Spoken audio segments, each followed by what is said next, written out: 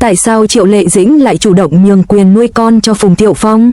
Trong làng giải trí Hoa ngữ, mỗi tin tức về Triệu Lệ Dĩnh và Phùng Thiệu Phong đều dễ dàng trở thành tâm điểm. Khi cả hai chính thức tuyên bố ly hôn, công chúng không chỉ tiếc nuối cho một cuộc hôn nhân từng được ngưỡng mộ mà còn dõi theo số phận của đứa bé kết tinh tình yêu của họ.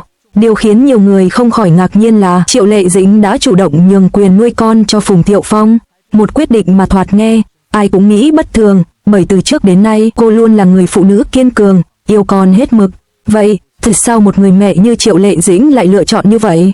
Câu trả lời không đơn giản, mà chất chứa trong đó là cả tình yêu thương, sự hy sinh và nỗi lòng khó nói thành lời. Ngay từ khi mang thai và sinh con, Triệu Lệ Dĩnh đã thay đổi rất nhiều. Nữ diễn viên vốn được biết đến với hình ảnh mạnh mẽ, bận rộn trên phim trường, bỗng trở nên dịu dàng, đăm thắm khi nói về thiên thần nhỏ. Cô từng chia sẻ, có con, tôi như có thêm một động lực sống, mỗi ngày thức dậy, điều đầu tiên tôi nghĩ đến là con đang thế nào, có khỏe không. Trên thực tế, khi chưa ly hôn, mọi hình ảnh hiếm hoi của gia đình ba người đều cho thấy Triệu Lệ Dĩnh rất tận tâm trong vai trò người mẹ. Dù công việc bận rộn, cô vẫn tranh thủ dành trọn thời gian bên con trai. Chính vì vậy, khi thông tin cô nhường quyền nuôi con cho chồng lan ra, khán giả mới càng cảm thấy khó hiểu, bởi rõ ràng, cô yêu con như hơi thở, tại sao lại để con rời vòng tay mình. Sau khi sinh con, Triệu Lệ Dĩnh nhanh chóng quay trở lại làng giải trí. Cô chọn cho mình con đường đầy thử thách, từ một nữ thần ngôn tình sang hình tượng diễn viên chính kịch, dám nhận những vai khó, kịch bản gai góc, thậm chí mạo hiểm. Đằng sau sự chuyển mình ấy là lịch trình dày đặc, là hàng tháng trời đóng phim xa nhà, là những ngày cô phải hóa thân thành nhân vật từ sáng đến khuya. Một người mẹ làm việc cường độ như vậy, liệu có thể toàn tâm toàn ý ở bên con? Câu trả lời, chính Triệu Lệ Dĩnh hiểu rõ nhất. Cô từng trăn trở, tôi có thể ôm con trong vài ngày, nhưng sau đó phải rời đi để làm việc. Con còn quá nhỏ, cần có người ở bên lâu dài. Tôi không muốn con thiếu đi sự chăm sóc hàng ngày, chỉ vì mẹ bận rộn. Chính vì thế, việc nhường quyền nuôi con cho Phùng Thiệu Phong phần nào phản ánh sự tỉnh táo của Triệu Lệ Dĩnh. Cô không ích kỷ giữ con cho riêng mình, mà đặt lợi ích của con lên hàng đầu. Không thể phủ nhận, Phùng Thiệu Phong sinh ra trong một gia đình giàu có, gia thế vững vàng. Sau khi ly hôn, con trai sống cùng anh cũng đồng nghĩa với việc có một môi trường ổn định, đầy đủ vật chất và có sự chăm sóc của cả ông bà nội. Triệu Lệ Dĩnh, vốn là người phụ nữ xuất thân bình thường, từng phải nỗ lực vươn lên từ con số không. Cô hiểu rõ sự khác biệt ấy, trong thâm tâm, cô muốn con trai mình có điều kiện sống tốt nhất, có sự bảo bọc chu toàn từ cả dòng họ nhà nội. Dù bản thân cô có thể lo lắng cho con, nhưng so với sự ổn định lâu dài mà Phùng Thiệu Phong có thể mang lại, cô biết lựa chọn ấy sẽ tốt hơn cho tương lai của con trai. Có một điều ít ai nghĩ đến, Triệu Lệ Dĩnh chọn nhường quyền nuôi con không có nghĩa là từ bỏ con, ngược lại, đó là một cách khác để cô bảo vệ và yêu thương. Cô từng tâm sự với bạn bè thân thiết, tôi không muốn con mình lớn lên trong cảnh cha mẹ tranh giành, kiện tụng. Con cần một tuổi thơ bình yên, thay vì trở thành nạn nhân của những xung đột người lớn. Chính vì vậy, cô sẵn sàng chịu thiệt, chấp nhận khoảng cách với con, miễn là con có thể lớn lên trong tình yêu thương trọn vẹn, không bị kéo vào vòng xoáy đấu tranh sau ly hôn. Về phía Phùng Thiệu Phong, anh cũng từng bày tỏ sự biết ơn khi Triệu Lệ Dĩnh tin tưởng giao con cho mình. Anh nói cô ấy là một người mẹ tuyệt vời. Tôi hiểu quyết định đó không dễ dàng. Tôi sẽ cố gắng hết sức để bù đắp, để con trai chúng tôi không cảm thấy thiếu thốn. Thực tế, nhiều lần người ta bắt gặp Phùng Thiệu Phong đưa con đi dạo, cùng con chơi bóng, hay kiên nhẫn đứng chờ khi con mải mê nô đùa. Những khoảnh khắc ấy phần nào chứng minh anh đã giữ đúng lời hứa, đặt con trai làm trung tâm của cuộc đời. Dẫu lý trí là vậy, nhưng không ai có thể phủ nhận nỗi đau trong lòng Triệu Lệ Dĩnh.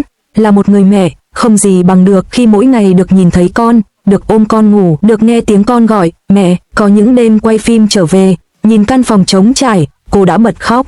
Có những lúc gọi video cho con, nghe con cười, cô cố gắng kìm nén nước mắt để không làm con buồn.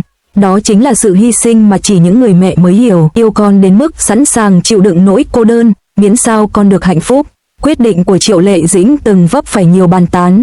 Có người cho rằng cô quá lý trí, có người thương cảm cho nỗi niềm của cô. Nhưng càng nghĩ, người ta càng nhận ra, sự lựa chọn ấy xuất phát từ một tình yêu rất lớn. Yêu không chỉ là giữ, mà đôi khi là buông tay đúng lúc để người mình yêu thương có điều kiện tốt hơn. Câu trả lời cho câu hỏi, tại sao Triệu Lệ Dĩnh lại chủ động nhường quyền nuôi con cho Phùng Thiệu Phong, có lẽ không thể gói gọn trong một lý do duy nhất. Đó là sự kết hợp của tình thương vô bờ, của trách nhiệm, của sự tỉnh táo trong lựa chọn và cả những giọt nước mắt giấu kín sau nụ cười. Triệu Lệ Dĩnh, bằng cách ấy, đã cho thấy mình không chỉ là một diễn viên tài năng mà còn là một người mẹ biết hy sinh, và chính sự hy sinh ấy mới khiến khán giả càng thêm cảm phục và yêu mến cô. Đằng sau quyết định nhường quyền nuôi con là những tháng ngày Triệu Lệ Dĩnh mất ngủ. Người mẹ nào mà không muốn bên con, người phụ nữ nào không khát khao được nghe tiếng con cười mỗi sáng. Có lần, cô tâm sự với một người bạn thân, tôi từng nghĩ đến việc giữ con cho riêng mình, nhưng rồi, tôi nhìn vào lịch quay, nhìn vào những chuyến bay dài ngày, nhìn vào những đêm tôi phải ở phim trường đến tận sáng. Tôi sợ con sẽ lớn lên trong sự chờ đợi và hụt hẫng. Tôi sợ mình yêu con bằng cách sai lầm. Câu nói ấy cho thấy sự dằn vặt đến mức nào. Triệu Lệ Dĩnh không phải vì không yêu, mà vì quá yêu con nên mới chọn con đường đau đớn nhất cho bản thân. Ly hôn không đồng nghĩa với việc họ cắt đứt mọi mối liên hệ. Ngược lại, con trai trở thành sợi dây vô hình kết nối hai người. Có những lần, cánh truyền thông bắt gặp họ cùng xuất hiện trong bệnh viện khi con trai bị ốm. Hình ảnh Phùng Tiệu Phong đứng lặng lẽ ở hành lang, còn Triệu Lệ Dĩnh ngồi bên giường con, nắm chặt bàn tay nhỏ bé, khiến khán giả xúc động. Cả hai không nói nhiều với nhau, nhưng chỉ cần một ánh nhìn trao đổi cũng đủ hiểu. Tình yêu dành cho con vẫn là điều bất biến. Quyết định của Triệu Lệ Dĩnh làm dấy lên nhiều tranh luận. Có người khen ngợi cô là người mẹ can đảm, dám hy sinh bản thân vì con. Họ cho rằng, trong một xã hội hiện đại, tình thương không nhất thiết phải đồng nghĩa với việc ai giữ con mới là người yêu con hơn. Nhưng cũng có những ý kiến gay gắt trách cô quá tham vọng sự nghiệp mà đánh đổi hạnh phúc bên con. Một số người hâm mộ viết trên diễn đàn, chúng tôi hiểu chị, nhưng vẫn cảm thấy tiếc, bởi con trai cần mẹ hơn bất cứ điều gì. Có lẽ chỉ có người trong cuộc mới hiểu hết lý do. Chúng ta ngoài cuộc thì không nên phán xét. Sự tranh cãi ấy phản ánh nỗi băn khoăn chung của xã hội. Làm thế nào để một người phụ nữ vừa giữ được sự nghiệp, vừa trọn vẹn thiên chức làm mẹ? Trong làng giải trí, không ít cặp đôi nổi tiếng ly hôn và tranh giành quyền nuôi con.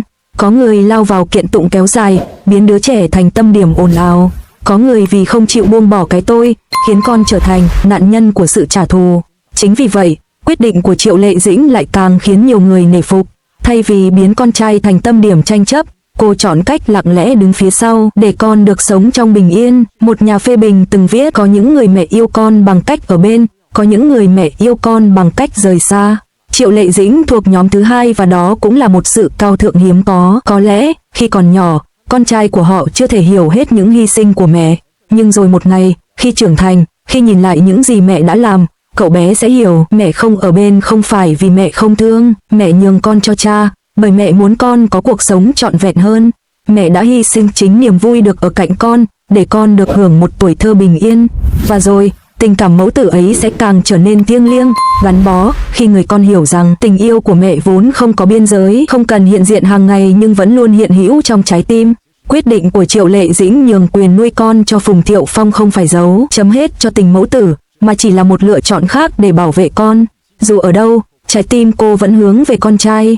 Dù bận rộn thế nào, cô vẫn tranh thủ từng giây phút để gọi điện, để hỏi han, để được nghe giọng nói non nớt ấy. Và biết đâu, trong một tương lai nào đó, khi sự nghiệp đã ổn định, khi những vết thương lòng đã liền lại, Triệu Lệ Dĩnh sẽ có nhiều thời gian hơn để bù đắp cho con trai.